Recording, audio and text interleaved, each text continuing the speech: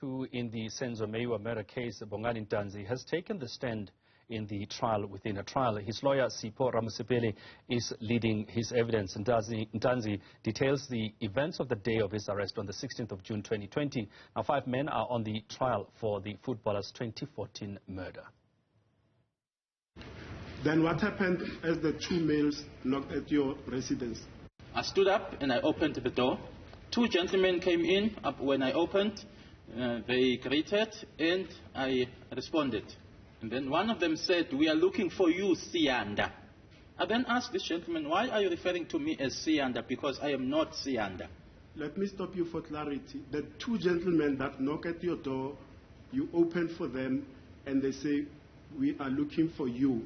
Did they identify themselves to you? They introduced themselves when we were outside because they requested me that we have a chat outside. And outside, we'll come back to in the house. Outside, who did they introduce themselves as? They introduced themselves as police officers. He did not tell me his name, but just said he's a police officer.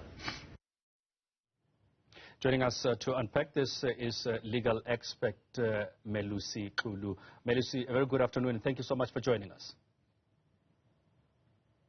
Good afternoon, Brenda, and to the viewers at home. Thank you for inviting me. Melusi, let's start with some of the events from yesterday. The, I guess, unsavory exchange between Advocate Mshololo and Judge Rata Mokgwatleng. I mean, is that normal? Or was it just something that, from us looking on the outside, it just looked like something that was a little bit odd, to put it lighter or simply? It was out of the ordinary. There's an accepted decorum or a respectful way in which legal practitioners and judges are expected to represent themselves or behave. Specifically for the judge yesterday, I think there was a certain point where there was an exchange and he clicked his tongue, and he even was, one may say, condescending to Advocate Mshololo when he spoke about the fact that she may not know English. That's why he's thinking she did not understand what was said. So this is condescending.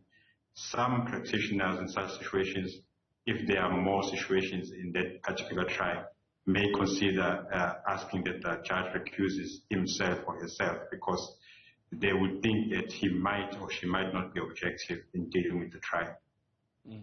Could this then, as you just mentioned, affect the case going forward? I mean, already we've had one judge that had to leave the case and we started again. And this sort of episodes might affect the case going forward, isn't it? Well, it will depend on the defense's strategy, whether they feel should the judge accuse himself. But furthermore, possibly one may think that if maybe the judge does not rule in their favor, they might consider using such situations if they feel they are sufficient. They might use those situations for appeal or review, depending on the strategy that they think is relevant at that point. But it will depend on them because, I mean, there was a certain statement that maybe some people may be worried about when he said he's not here to convict the accused. It's as if he's trying to prove at all points that he might not necessarily be doing whatever or saying whatever he said necessarily to punish the accused. So he is not expected to, to play in the field. He's expected to be a referee. So there's a certain school of thought, or there's a certain part of the society that might think he's not impartial. But like I said, it's still going on. It will depend on the defense, what strategy they think they should do, whether they should ask for a recusal or whether they should wait and see how the matter goes. And if it does not rule in their favor, they might consider, if the accused are convicted, to use that as part of the strategy to appeal when the matter is finished. It wasn't the first time we saw this sort of exchange between Advocate Mshololo and Judge Rata Mokgwatleng. I mean, could it be a simple case of personality clashes if such a thing is even allowed in court? Can you repeat? I just struggled with my hearing there. I was saying that it wasn't the first time we saw a similar exchange between Advocate Mshololo and Judge Ratamokgwatleng. Could this simply be a question of personality clashes between the two? Well, one may think that is the situation, but it's not something that you want to see.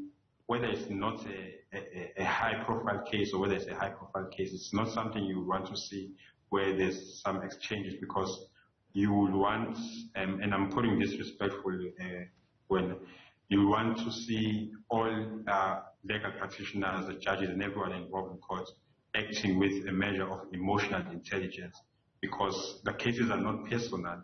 We are in a situation where you want to find justice, whether it's for the deceased family or whether it's for the accused. So you don't want people taking the cases personal. So it's not something that you want to see where there are personal clashes.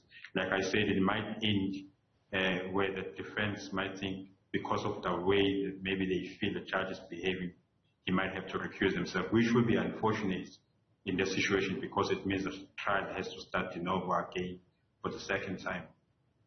And finally, from your side, Melusi, before we speak to Linda, who's with us in studio, what do you make of the case so far, and the way, especially the trial within the trial, as that has been the focus lately?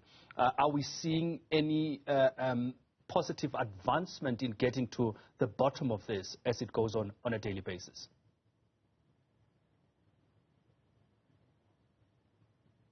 I struggled there, sorry about that.